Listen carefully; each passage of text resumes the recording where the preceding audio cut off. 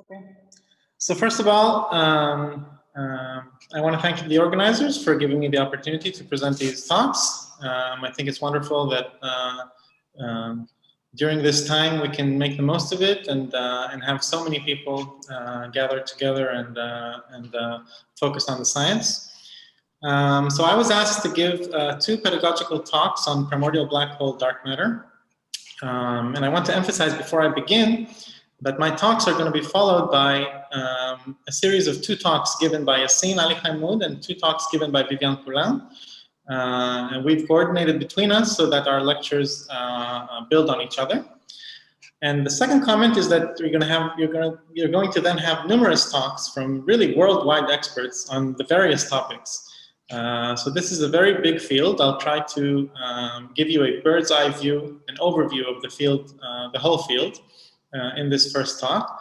But then you're really going to hear from the experts on each topic individually. So some topics I will just leave for the experts to focus on later. And the topics which I worked on, I might delve a little more deeply on. Okay? So this is a somewhat biased talk, even though I present it as an introduction to primordial black hole dark matter. Okay, so let's begin. So I should emphasize that these are very exciting times for black holes. And if we put the black holes on the mass scale, and we talk about the black holes that we know of, one very famous and very special black hole to us is Sagittarius A, the one in the center of our galaxy, which has a mass of about 10 to the 6 solar masses. A Nobel Prize was recently given to Andrea Ghez and Reinhard Genzel for making measurements that prove of kinematics of stars, for example, or movement or gas, which prove the existence of this black hole at the center of the galaxy. Then we have the range of masses between a few solar masses and 100 solar masses or so, where we have begun to, in recent years, to detect more and more black holes. So this is a rather new image showing all the detections from the recent LIGO run. In blue, so you see here 2 black holes merging into a final black hole, and there are dozens of black holes here. Then there are also black holes, nicknamed here EM black holes, which are black holes that have been detected through a process of accretion. So you have an X-ray binary, a star revolving around, in a binary revolving around a black hole, and the black hole is accreting matter from the star, and you can see the an X-ray emission from the accretion disk around the black hole. So these are methods that have been used to detect black holes between a few solar masses. So you see between 5 solar masses or so, all the way to 160 almost solar masses if you consider the product of the most heavy merger of the black holes from LIGO. And this has also been, this discovery, the discovery of gravitational waves from merging black holes, has also been awarded the Nobel Prize in the last 3 years. And then if we go on, there are new exciting measurements, very different ones. One famous one is this shadow, the black hole shadow of the black hole at the center of the galaxy M87.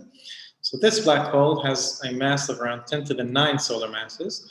And the EHT, the Event Horizon Telescope, would manage to detect it using dishes that are that cover basically the size of the Earth. So effectively, you have a telescope with the resolution size corresponding to the size of the Earth. It's as if you have a dish of 6,000 kilometers in size, and that can be used to really focus on and measure the close vicinity of the black hole. And what you see here is the matter around the black hole, which is heated up, and this shadow here, that's the black hole. Other measurements indicate that there may be a range of black holes, a range of black hole masses in between these 2 ranges, where we know that black holes exist. We know that in the centers of galaxies there are black holes between 1 million solar masses and 1 billion solar masses, and we know that there are black holes that come from the demise of stars.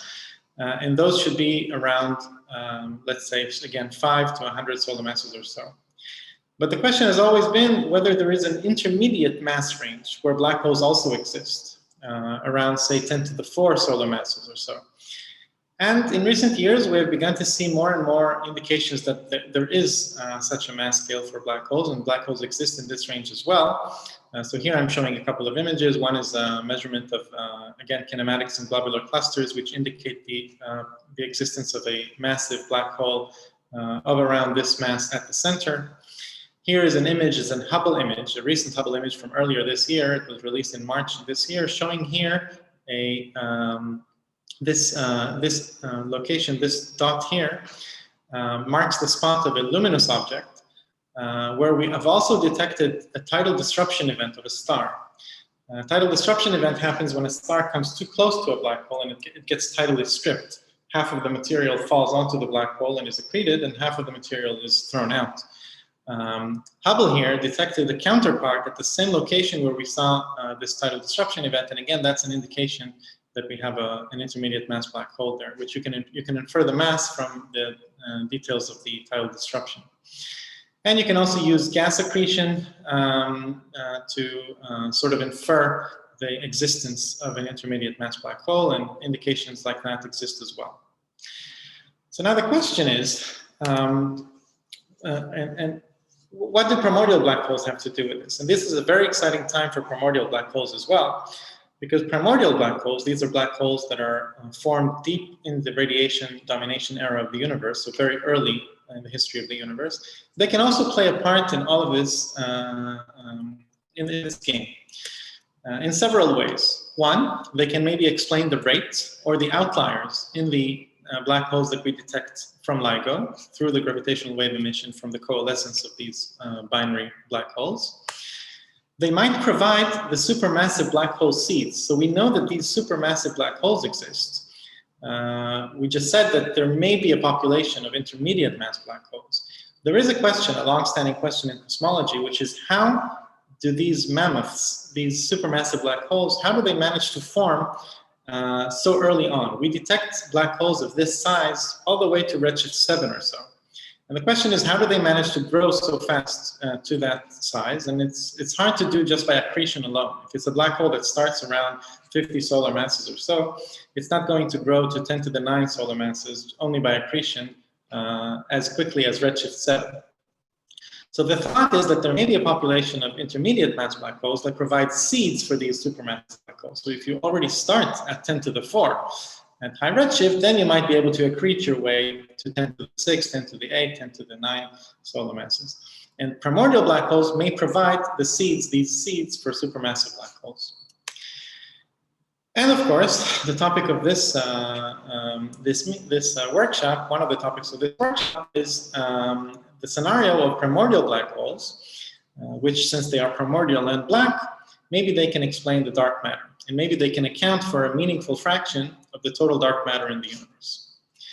Okay, so before I begin, I'd like to just cover the basic ingredients of the standard cosmological model. We now have a standard cosmological model, and I want to, and it's going to come up more and more in my talk and other talks. I want you to just have the basic ingredients in check. Okay, so the standard cosmological model relies on several principles or ingredients. One is the hot Big Bang. It's the fact that the universe is expanding. And if we dial back this expansion in time, we reach a singularity. Okay, so that singularity is called the hot Big Bang. The way that structure grows in the universe, all the structure that we see around us, stars, galaxies, clusters of galaxies, all of that grew through hierarchical growth of gravitational instabilities. So we start with some initial spectrum of fluctuations. Here you can see that those fluctuations growing into the cosmic web. So this is just the dark matter. But you can also see these fluctuations if you look at the SINP. So the fluctuations here at a relative size of 10 to the minus 5.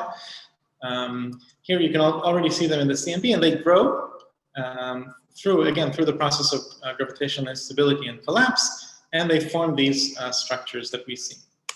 The source of these fluctuations is inflation. That's a period in the early universe where a small patch of the universe, where quantum fluctuations are important, was very, very, very quickly, in less than so we say between 10 to the minus 34 and 10 to the minus 31 of the first second, the universe expanded by something like 60 e-foldings. Okay? So that's very rapid and sudden expansion. And that expansion took these quantum fluctuations in an initial quantum patch and imprinted them onto cosmological scales, with a spectrum of fluctuations describing the fluctuations, which is nearly scale invariant. So it's just described by an amplitude and a spectral index. Okay?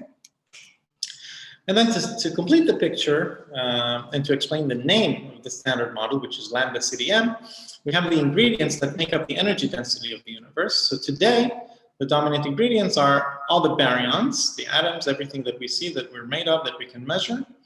And then about 25, 27%, 30%, depending on which data set you use, dark matter, and the rest we attribute to dark energy. And amazingly, a handful of parameters is enough to describe all of this physics and to fit all existing data. So these are the parameters of the standard model. We have H naught, the expansion rate of the universe today. We have tau, the optical depth of reionization. I'm not going to discuss that, but it may come up in other talks. There's the amplitude and spectral index, the initial spectrum of fluctuations, the primordial fluctuation spectrum coming from inflation. And then there's the energy density in cold dark matter and the energy density in baryons. If the universe is flat, then the rest is in dark energy. And in radiation, but that's a trace amount today. Okay, so let's just go over the history of the lambda CDM universe. So the lambda CDM universe, assuming we know what H naught is, what the rate of expansion is today, and we can and that it's consistent from the CMB days to today, we know that the age of the universe is about 13.7 billion years. It started with this period of inflation. Then came an important period which is called recombination, where the CMB was formed. I saw in the previous talk that there was a discussion of the CMB, so I'm not going to explain again what recombination of the CMB is. I'm going to assume that you've heard it. Then after recombination, there's an epoch called the Dark Ages. It's called the Dark Ages because essentially nothing happens. The universe is permeated with neutral hydrogen, and denser clumps become denser and denser, again, through this growth caused by gravity, simply by gravity, until regions dense enough begin to collapse, and then they start forming the first stars and the first galaxies. So that's this epoch here. And after that, we have a period of hierarchical formation of larger and larger objects, so larger and larger galaxies through mergers, and even clusters of galaxies and so on and so forth until today. And the last thing to note is that since a couple of billion years ago, the universe has been undergoing an accelerated expansion, and we attribute that to dark energy. So that's the final component in the energy density of the universe. Okay, so in the last 20 years or so, we've entered the era of precision cosmology. So it's not that we have just a qualitative description of the standard model of cosmology. We have very precise measurements and very precise simulations that try to account for what is going on. So if we take this lambda CDM and we take slices in the history of the universe, throughout the history of the universe, here's inflation, here's the CMB, here's the cosmic web, and that explains the growth of fluctuations in the dark matter, and here is the structure that we can see, the large-scale structure, galaxies, clusters of galaxies, and so on. If I put them according to the timeline, they look more like this. We have tremendous progress coming from observations, mostly related to, or mostly dominated by measurements of the cosmic microwave background and of galaxy surveys. So most of the information that we know, most of the constraints on the parameters of the standard cosmological model come from these two observables. And then we also have a lot of progress coming from simulations, which try to explain how these, how this through n-body simulations, how the process of growth of fluctuations happens. And also a lot of progress coming from numerical general relativity, which is relevant for understanding how binary black holes coalesce and merge. And progress here, which is pretty recent, it's only in the last 20 years or so that we have been able to actually solve numerically the problem of coalescence of black holes through the merger and ring down phases. And that is essential because those waveforms that we can calculate theoretically knowing those waveforms allows us to then fit the waveforms to the data and extract the signal from the data which is noisy. If we didn't have this progress from simulations, we could not have done that. So these parameters now, these parameters of the standard model, we have to understand they are measured to just a few % uncertainty. Some of them even better than that.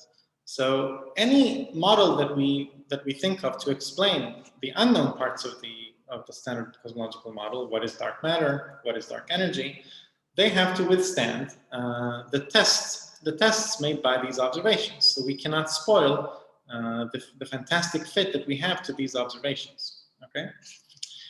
On the flip side, that means that we can constrain any model that we think of pretty well. Okay. So what is the motivation for primordial black holes? That's really the ongoing search for dark matter. So if we naively just think of the mass landscape for the dark matter constituent or the dark matter particle here, so here I denote the dark matter particle by, or the dark matter constituent by chi, and its mass is m chi. In principle, it can have masses ranging all the way from 10 to the minus 22 eV all the way to the Planck scale, really. But it's not that for years we've been thinking that dark matter can be anywhere here. We've been dominated, or this field has been dominated by the WIMP paradigm, weakly interacting massive particles, which I think you just heard of in the last talk. So weakly interacting massive particles, they comprise the range in energies of about 10 GeV to a TeV or so. And the search after these has been going on for a while, in direct detection and even indirect detection, and we have not seen evidence for that. So we have to understand that the simplest models to explain WIMPs are already in tension with observation. So that has led people to think beyond the WIMP. So if you take these weak interactions and you replace them with different types of interactions, you can enlarge the relevant mass scale all the way down to a keV or so, and all the way up to 100 TeV or so. And these models are typically called hidden sector dark matter models. If you go down even lower than that, then we dub this range of mass as ultralight dark matter. One thing about this is that dark matter has to be a boson, the dark matter particle, because now dark matter is very light. There need to be a lot of particles of dark matter. If it's so light, then it has to make up the total dark matter density. So it has to be a boson. And there are different models that can explain this. Axion dark matter is one, and you're going to hear a lot about that. Dark photons are another example. But there's a lower limit. We cannot go below 10 to the minus 22 EVs, because then the de Broglie wavelength that corresponds to a dark matter particle of a mass smaller than 10 to the 22 to the minus 22 EV, the de Broglie wavelength will be larger than the size of typical galaxies. And so we cannot explain the structure of galaxies and the density profile that we see of galaxies with dark matter, which is this fuzzy. Dark matter, which is just on the cusp of this limit, is called fuzzy dark matter. So now on the other side of the spectrum, again, we have the Planck scale for the mass of an individual particle. But if we relax the condition that dark matter has to be made up of particles, then we can entertain larger objects all the way to 30 solar masses, or 10 to the 60 or 70 EVs, and we can put the dark matter in the form of primordial black holes, for example. So this will be the topic of this talk. And now, another motivation that's going to drive our discussion is the detection 5 years ago of an in-spiral merger and bring down of two very massive black holes. And from this waveform, here you see the signal. You see the signal overlaid from the two LIGO detectors, the one in Hanford in Washington and the one in Livingston in Louisiana. And you see the in-spiral phase, you see the merger, and then you see the ring down. I'll talk about this a little bit more later. But the point is that we can extract a lot of information from this waveform, and in particular, the individual masses, the component masses of the two black holes that proceeded to merge. And the black hole masses that were inferred for this event were pretty massive. So they were around 30 solar masses, which at the time came as a surprise to most people in the community. And so the question immediately arose whether these could be primordial black holes, maybe not black holes formed from stars. If the black hole mass is this large, that means that the star that blew up in a supernova and then left this remnant behind must have been very massive, so around 100 solar masses or so.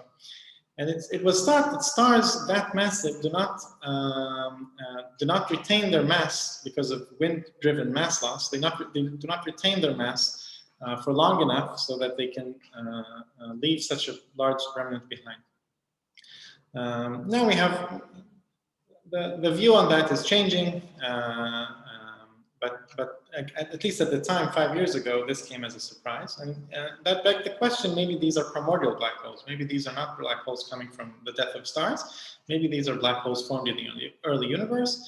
And this idea is an old idea. It goes back all the way to Zel'dovich, Novikov, Hawking, and Bernard Carr, which we're going to hear from, who you're going to hear from this week, all the way to the 70s. But then, following this discovery, a number of groups raised the question, including our group at Johns Hopkins at the time, raised the question whether maybe the primordial black holes not only explain the LIGO event, maybe they also account for all of dark matter in the universe.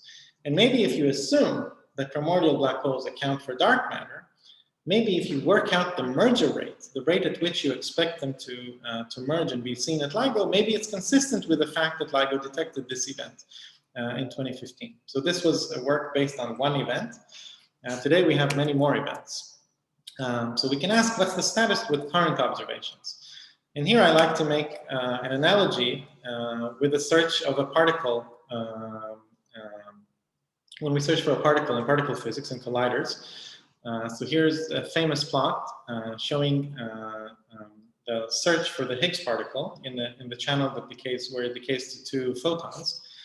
And in ATLAS, in the first two runs, you really needed the first two runs of LHC to start seeing this excess at around 125 GeV, where we know that the Higgs is located.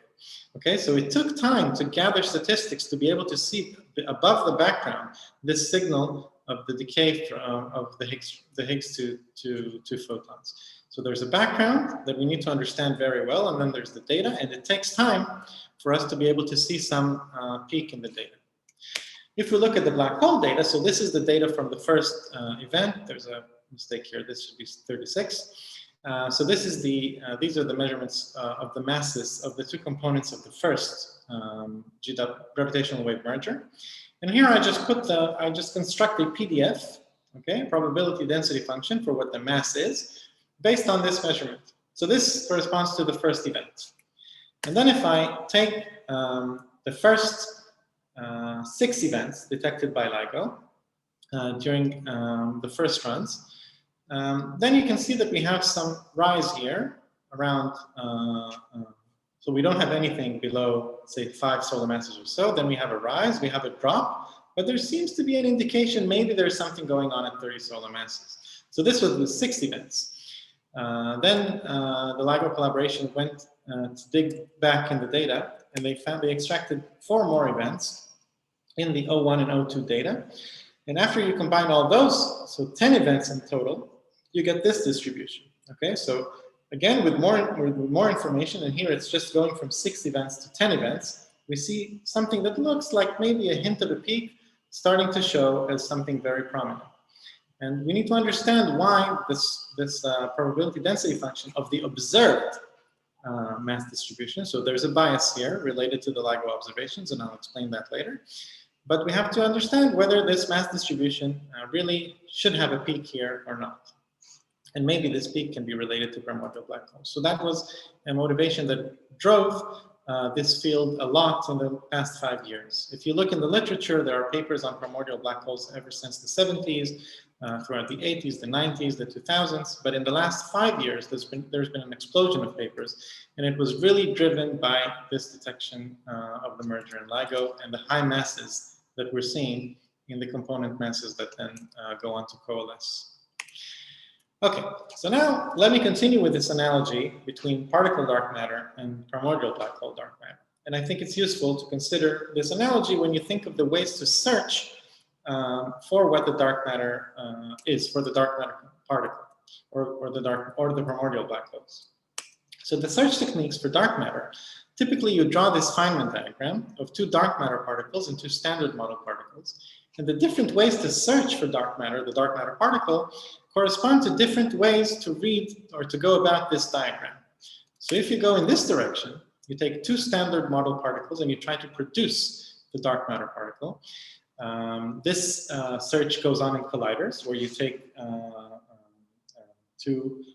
say two protons and you collide them, and you hope that the energy is large enough so that some missing energy in the products of the collision go to dark matter. If the dark matter mass is appropriate, you could see missing energy in the detector and attribute that to dark matter. So that's one way. Another way is to look for, is called indirect detection. In indirect detection, we're not looking at the dark matter particles themselves. We're not trying to find those. We're trying to find the products of the annihilation of two dark matter particles. So if two dark matter particles annihilate into standard model particles, into gamma rays, for example, we could look for these gamma rays, and if we see an indication that there is some signal beyond the background in gamma rays that you expect in measurements coming from of gamma rays coming from astrophysical processes in the universe, if you see an excess, that may come from dark matter. And finally, we can try to do direct detection. In direct detection, we look for an interaction between a dark matter particle and a standard model particle. We look at the standard model particle, and we try to search for an indication that there was some interaction with the dark matter particle. So this is what goes on in these huge volumes of heavy atoms such as xenon that are placed underground, shielded from all types of incoming radiation. So you monitor those huge amounts of heavy atoms, and you look for the result of an interaction between a dark matter particle and a nucleus and the nucleus of one of these heavy atoms. You should see a recoil if the dark matter particle mass is large enough. Then you can see a recoil, and then you directly detect the influence of a dark matter particle on a standard model particle. So those are the search techniques for dark matter particles. In 2017, I made this analogy between dark matter particles and primordial black holes. So you can draw the same diagram. Here you have primordial black hole dark matter, two of them. And you have two standard model, let's say, astrophysical objects or astrophysical observations. And you can go about this diagram the same way that you went about this diagram. So one way to go about it is to look for indirect detection. Here we look at the annihilation product of two primordial black holes. And this is exactly looking at the gravitational wave signal from their in-spiral merger and ring damage. Another way to go about this is to search for a direct signal of an influence of a primordial black hole on a standard model object or observable. And these include a lot of observables. Dominant ones are the cosmic microwave background, anisotropies, microlensing, which I'll describe later. And then there are white binaries, ultra-faint dwarfs, and a gazillion number of observations, including also fast radio bursts, which I'll spend some time on. So there's lots of ways to look at astrophysical measurements and try to infer whether there's a signature of primordial black holes in them. And finally, you can try to think of the production the production from standard model object or standard model particles or standard model energy density, the production of primordial black holes. So you can consider this route as well. It's not likely that we can actually form them, even though there was a time where there were a lot of popular articles where there was fear that in the LHC, when you collide these protons with a very high rest mass energy, in the collision, you might even form a primordial black hole, which will then swallow the Earth or something like that. So I don't expect us to be able to actually form primordial black holes in the lab, and I'll explain why in a minute. But again, it's useful to consider this direction in the diagram as well. Okay, so the outline for the rest of the 2 talks that I'm going to give today is going to be split according to these search techniques that I just described. So first, I'll talk about primordial black hole production, so the early universe formation of these primordial black holes. Then I'll talk about indirect detection, so focusing on the gravitational wave signatures from the mergers of primordial black holes. And then I'll describe different ways to try to directly detect primordial black holes and the constraints on primordial black holes that we have now from these different methods of direct detection. Okay, I have 2 talks, so I'll end probably somewhere. The first talk will end probably somewhere in this chapter, and then we'll just continue from where we stopped after a 30-minute break. All right, so let's start with primordial black hole production. I'm not an expert on this topic, but I'm going to describe it, and I'm going to leave a lot of it to the expert talks that you're going to have throughout this week. Okay, so to produce black holes, the first thing to understand is that you would need a huge density. Okay, if you look at the Schwarzschild radius that corresponds to a mass the size of the sun, for example, then the Schwarzschild radius is about 3 kilometers, and the corresponding density is fantastic. It's 10 to the 18 grams per centimeter cube. And you need to compare that with something. You can compare that with the critical energy density in the universe, which is something like 10 to the 6 grams per centimeter cube. Okay, so this is very large. Of course, this changes with time because the universe expands. So you really have to go back in time a lot if you want to reach these high densities. Okay, so maybe it's possible in the early universe to reach densities this large. And if you look at the horizon mass, so that's the mass enclosed within the particle horizon, the horizon mass is simply given by this expression, so it depends on the time, and it can be pretty large if you go back in time. We can think of a few interesting mass scales that will show up later. So we have the Planck mass, for example, that corresponds to a formation time of about 10 to the minus 43 seconds. We have 30 solar masses. That's the scale relevant for LIGO, which corresponds to a time just after the QCD phase transition. And you can have, say, 10 to the 5 solar masses or so, if that's allowed, if the collapse happens at about a second. So that's around the time of nucleosynthesis. So these are times where something fishy might happen in the physics. And then if there's a phase transition or something like that, that may generate the formation of primordial black holes. So let's describe a couple of ideas that are more loopy and put them aside. One idea for how these primordial black holes are formed is through loops created by the crossing of a string onto itself. And then these loops can, if they're dense enough, if they include a dense enough portion of space-time in them, they can then collapse and form primordial black holes. And this is there are people that do simulations of cosmic string networks, and in these networks, again, when there are crossings of strings, primordial black holes can be formed. But I'm not going to talk about that at all. Another idea is through bubble collisions. So if you have 2 bubbles colliding, so these don't have to be separate universes colliding. These can be bubbles that are nucleated in a phase transition. For example, in the QCD phase transition, which corresponds to a time of about 10 microseconds, these bubbles would correspond to a horizon mass size of about the solar mass. So that could be relevant, and we'll get back to this later. Okay, but in general terms, we usually think of the collapse of density fluctuations. We know that the collapse of density fluctuations is what leads to the formation of structure in the universe. Okay, so here you see a beautiful simulation of the cosmic web from the Illustrious simulation. And here you see the baryons overlaid. Okay, so this is the dark matter, and this is now when I add the baryons onto the dark matter, and you see that the baryons of the galaxies, the structure really forms at the locations where dark matter is denser, or dark matter has collapsed into large halos. So all the growth of structure is really driven in the universe by the growth of gravitational instabilities.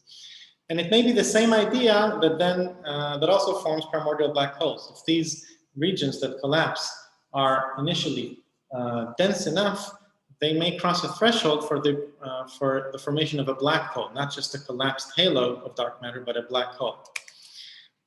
So to go through the math for that, you describe the density contrast. So the density contrast delta is the density rho minus the average density divided by the average density. And then you have the equation of state that describes the connection between the pressure and the energy and the energy density with some equation of state parameter, omega. Then you have a collapse threshold. In order for the region to collapse, the overdensity, the size of the overdensity has to be large, so large that gravity starts to dominate over pressure. In the growth of perturbations throughout the history of the universe, there are two dominant forces. One is the pressure that tries to prevent the collapse, and one is the gravity that tries to form the collapse. If gravity is larger than the pressure, or the gene scale is crossed, then you can have a formation of a primordial black hole. And the criterion for this is to cross a critical value, a critical threshold for the energy density, which is given exactly by this parameter here in the equation of state, which is just the speed of sound squared, which is 1/3. Okay? So if you cross this scale during radiation domination, you will form a black hole, and the mass of the black hole will be very close to the mass of the horizon, related by exactly this factor. Okay? For details on this, there are many papers. One interesting paper just came out last Friday by Ilya Musko and collaborators, including Antonio Riotto, who's going to give a talk on Wednesday, and I'm sure that he's going to cover this in much more detail. So for now, this will suffice. Okay, so now let's say we do have density fluctuations that sometimes cross this threshold and form primordial black holes. What do we expect the abundance to be? Well, that depends on the statistics of the fluctuations. So if we talk about collapse of overdensities during radiation domination, we can calculate the abundance, okay, or the relative energy density in primordial black holes relative to the full energy density in the universe. We can calculate that just by looking at the PDF, the probability distribution function for these overdensities. And we can we can integrate over that with some numerical factor here. And if we assume a Gaussian PDF, according to the Press-Schechter formalism, for example, if we assume a Gaussian PDF and there's a threshold here that you need to cross in order to form primordial black holes, then this beta is just given by this expression. Okay, just a Gaussian with a sigma with a variance that is given by this parameter sigma. Now, to get the variance, to calculate the variance is set by the density power spectrum. So if we take the power spectrum of the density fluctuations and we integrate over it with some window function, we get this variance. Okay, so and then if we just solve the integral, we get this this answer. Okay, so this will be the abundance as a function of the threshold for collapse and the variance of the power spectrum. And if we want to then relate the abundance to a fraction of dark matter that is made up of primordial black holes, then the fraction is given by this expression. Okay, so we divide by the total energy density in cold dark matter, and we take this contribution in primordial black holes, which is just given by an integration over this abundance fraction. Okay. There's a small correction here because we need to correct for growth during radiation domination. So this explained the abundance at the formation time, but it could be deep in the radiation domination era, and there could be growth during the radiation domination era until you reach matter radiation equality. So we have to correct this expression a little bit, but this is basically the way that you relate the abundance and the fraction. Okay, to the intrinsic properties of the cosmological model, which are really the properties of the primordial power spectrum of density fluctuations. Okay, so now to generate a relation between the mass of the formed primordial black holes and the scale at which you need to have these overdensities, we can take a look at the expression for the mass at the formation time. So again, that's related to the mass, to the horizon mass, which is just given by this expression. Okay, and if I use the Friedmann equation here, then I get that the mass of a primordial black hole is related to the Hubble scale at formation using this expression. Now the scale corresponding to the formation, K, is just given by A, the scale factor, times H at formation. And if this happens at radiation domination, where the scale factor goes as H to the 1 over square root of H, then if you plug that in, you get that the H at formation is proportional to K squared. Okay, so now we've derived a relation between the mass of the primordial black hole and the scale corresponding to the overdensity that generated that black hole. And the full relation is given by this. So to generate a primordial black hole mass of about 30 solar masses, you need to have a scale, an overdensity at a scale of something like 10 to the 5 inverse megaparsecs. Why is this important? It's important because if you look at the scales that we can actually measure, the scales that we have access to from the CMB are large-scale structures, which again, as I've described in the beginning, drive our knowledge of the standard cosmological model. Those scales that we can probe are in this range, okay? A range between 10 to the minus 3 and maybe all the way up to 0.1 or so inverse megaparsecs. But the scale here that we need to consider for forming primordial black holes with 30 solar masses or so, these scales are much, much smaller. Okay, so K much larger, the scale, the physical scale corresponding is much, much smaller. We don't have access to that given using CMB or large scale structure. So how can we form primordial? So I should say that the amplitude here is a measured amplitude. So this is the amplitude that we measure from the CMB. We know that the power spectrum is around 10 to the minus 9. The fluctuations are around 10 to the minus 5. So we need to have fluctuations of order 1 to cross the density threshold at scales that are much larger, or Ks that are much larger, or scales that are much smaller. How do we get from a power spectrum that is this low here at these scales to a power spectrum that is this high at these scales? You can do that using certain models of inflation. One way to do that is through a running mass inflation, that's called. So if we take the power spectrum of the primordial power spectrum of density fluctuations, we have this amplitude parameter here, and we have this spectral index parameter that I described before. These two are usually enough to describe the cosmological model, but you could imagine that there's a running here, that there's a running with scale here. Okay, so to the first approximation, NS is close to 1, it's small, and then there are smaller contributions that become larger when K is increased.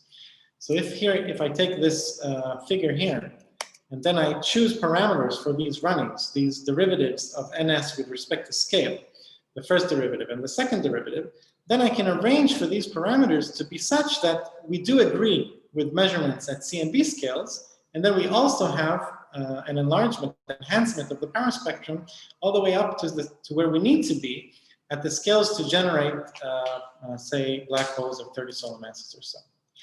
But this can be constrained, okay? This can be constrained using measurements of the CMB, using measurements of galaxy surveys, using measurements of 21 centimeter or so. We can constrain the power spectrum, and we can see if there's running, because we can start seeing the effects here at these scales here, if there's a running that continues all the way up to very, very small scales. And basically, we can probably place very strong constraints on these alpha S and beta S using upcoming measurements. Another method is to generate a peak in the primordial power spectrum, just to place a peak. So we need an overdensity, a large overdensity here. We can just by hand put a peak in the power spectrum at the scale which corresponds to the mass of the primordial black holes that we want to generate. And we can do that by slowing down the inflaton at a particular point. So the power spectrum is inversely proportional to the velocity of the inflaton, and which is related to this epsilon parameter, which is related to the derivative of the potential. If we manage to slow down the inflaton at some particular scale, then we generate a peak in the power spectrum, and that then will correspond to a lot of overdensities at that scale, which will then correspond to the formation of black holes at that mass scale. So how do we slow down the inflaton? One way is to take the Lagrangian for the inflaton, and then to add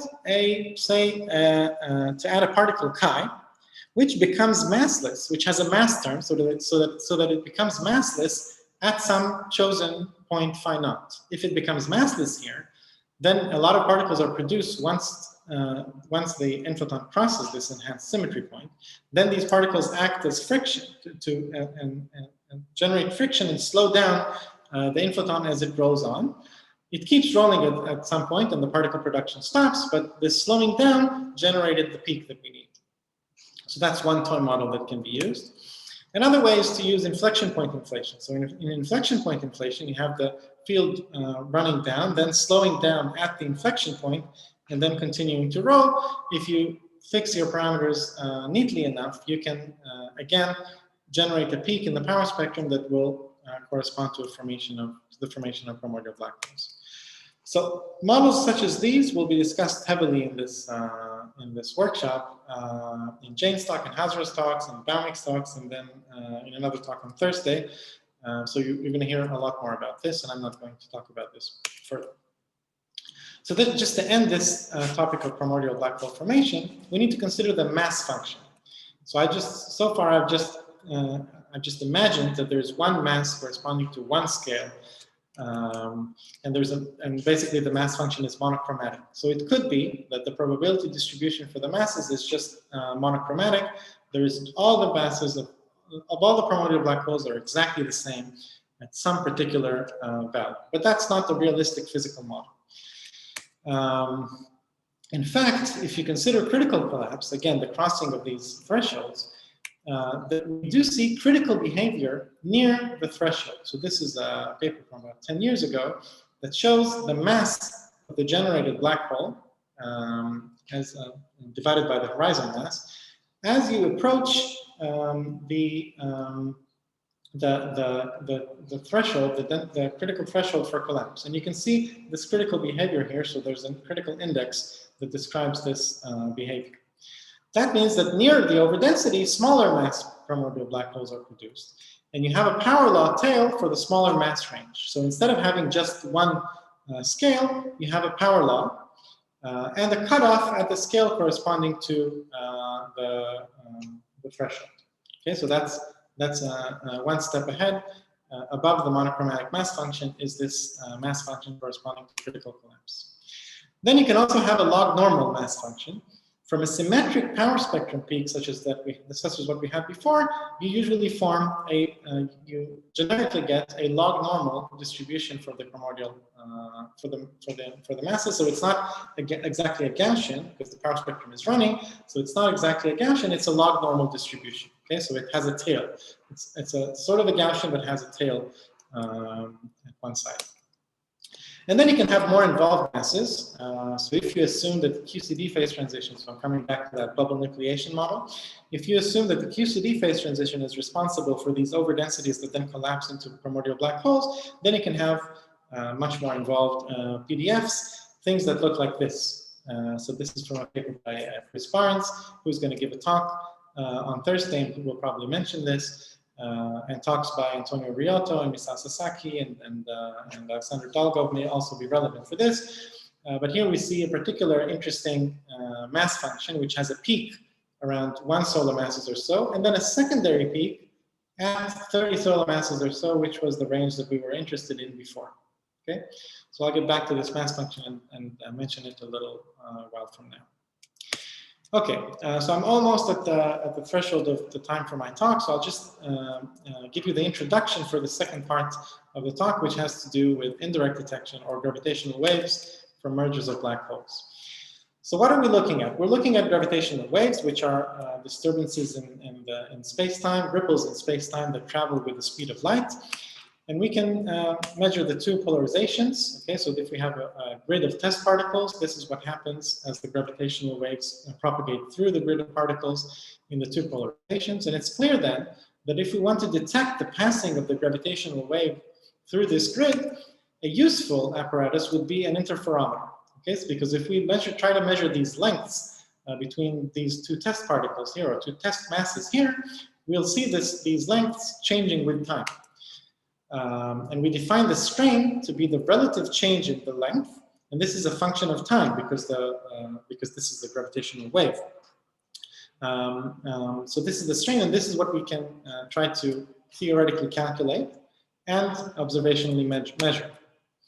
If we have a merger of black holes, that can generate gravitational waves with very high amplitude, and such high amplitude that there might be hope to actually detect the strain that is related to those. And here what we see is the frequency as a function of time. We see that the frequency increases as these two black holes merge, inspire toward each other. Energy is emitted, is lost to gravitational waves. That causes the black holes to get closer and closer. The frequency and the amplitude both increase all the way up to this merger phase. And then after that, we have the relaxation of the merger product, which is called the ring down.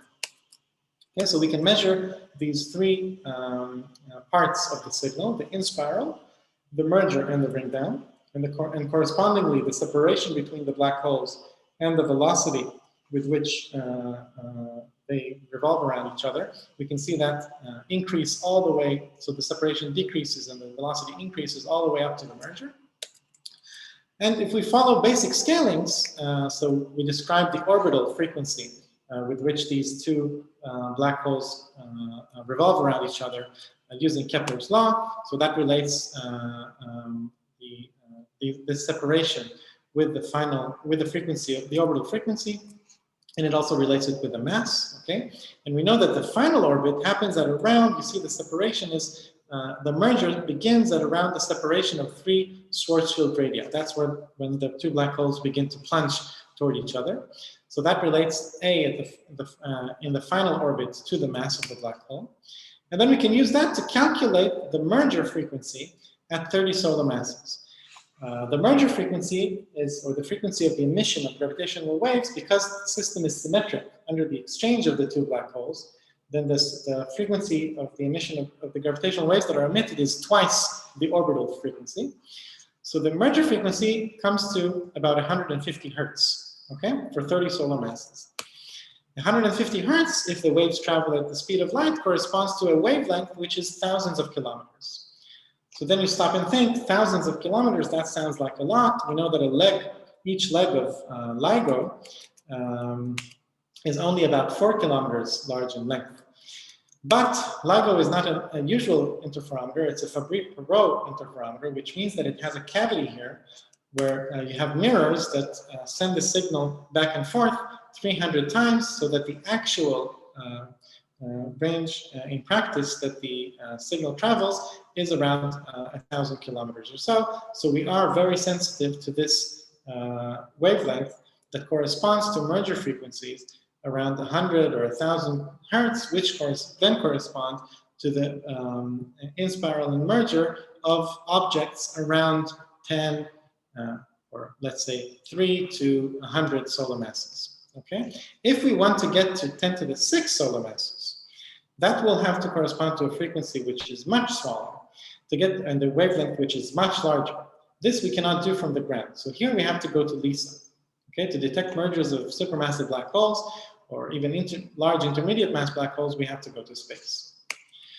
Okay, so LIGO is, the point of that was that LIGO is designed to detect mergers of stellar mass objects. This is actually the noise power spectrum, and you can see that the noise power spectrum is small enough such that the signal corresponding to the merger of 230 solar mass black holes at a distance of, or at a cosmological distance, something like 300 megaparsecs, the target strain level is about 10 to the minus 21. This is fantastic. This is very, very, very small. Measuring this is like measuring the distance from the Earth to the Moon with a sensitivity with an error bar smaller than the width of a human hair. Okay, so this is by far the most accurate measurement that humanity has ever made. And indeed, it made this measurement. So here we see the frequency as a function of time. Okay, and this is exactly what we expect to see, this chirp that we expect to see that I showed you in the simulated image of the two black holes inspiraling. And this was the first event that I showed you before.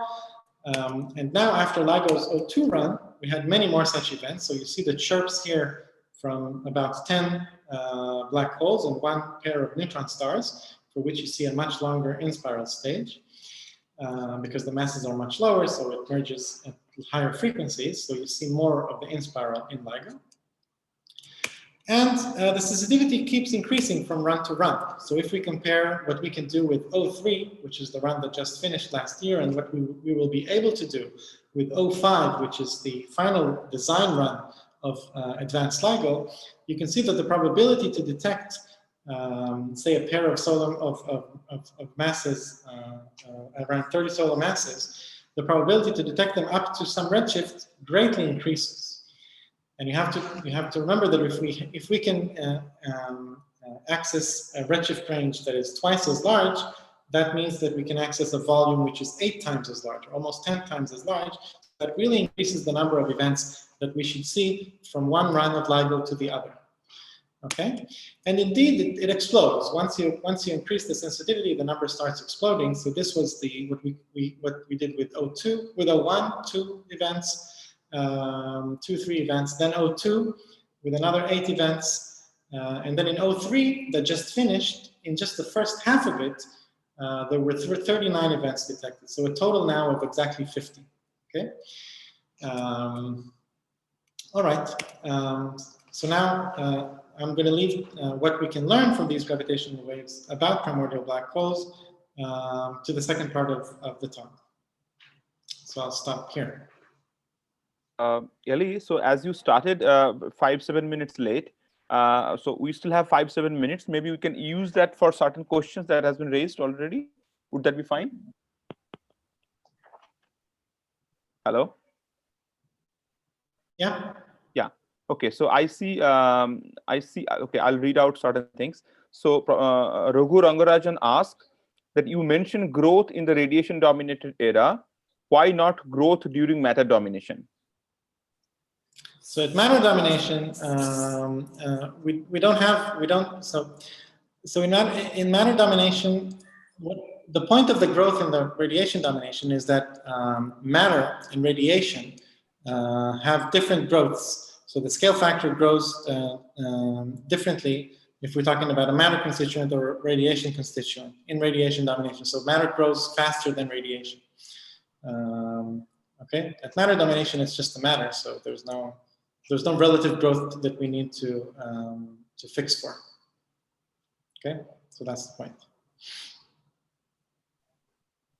So then we can relate the abundance that we calculate from the power spectrum fluctuations. We can relate that directly to the energy density. But if we have that happening at radiation domination, then there's a difference between how radiation grows and matter grows, and we have to take that into account in the calculation. Okay, so Partho Sharathi Mojumdar has one question, that is tidal disruption corroborated by accretion data? I mean, you mentioned at the very beginning. Yeah. So what is the question about accretion? So is tidal disruption yes, corroborated by accretion data? Tidal disruption. So okay. Is the tidal disruption supported by the accretion data? Yes, sorry, I missed the word support. Yes, that we don't detect. We can't see a star being shredded by the black hole, because these are events that happen at very large distances from us. Okay, so what we see is that we see emission coming from an accretion disk, presumably around a black hole, and this emission profile, if we plot the light curve, we can compare that to what we expect from a model of a star being shredded by its passage close to a black hole. And if we do that, we can infer from the signal coming from the accretion, we can infer that it is indeed coming from a tidal disruption event. And there are several detected events up to date, something like a dozen events where we have a measurement or an observation of the signal from the accretion that really follows what you expect to get from the process of shredding a star. It's a signal that lasts about a month or so, with a very clear light curve, and that's what has been observed for several events. Okay, so Ankit Kumar has a question. What is your view on the mass of primordial black holes? Now, he mentioned that Nikura et al. 2019 used Subaru to limit the mass of primordial black holes. Yeah, I'm going to talk about that in the next talk. So no point. Okay, so Ankit, so Avi is going to talk about that in the next talk. So maybe you should wait for that. And I think Suchetana has a question about what kind of inflationary potentials can give the kind of running power spectrum. I think you already discussed and also mentioned certain references. Several talks about this week, yeah. So therefore that can be followed up. Let me see. Okay, so there is one more comment that can you explain why all mass in the horizon would collapse? So again, that has to do with crossing the gene scale and letting gravity do its part. If gravity is more important than the pressure, if you cross the gene scale, then you have a gravitational instability, and that there's nothing to stop it from collapsing. Okay, so I don't see any other questions or comments at the chat box. So if any, so we have let's say a couple of minutes more. So if anyone wants to raise, they can unmute themselves and also ask the question, because I ask ICTS that you have the options to unmute all the participants now. So any participants wants to ask any questions directly? Okay. So I don't see any. So if that's not the case, so we'll thank AV for this wonderful introduction.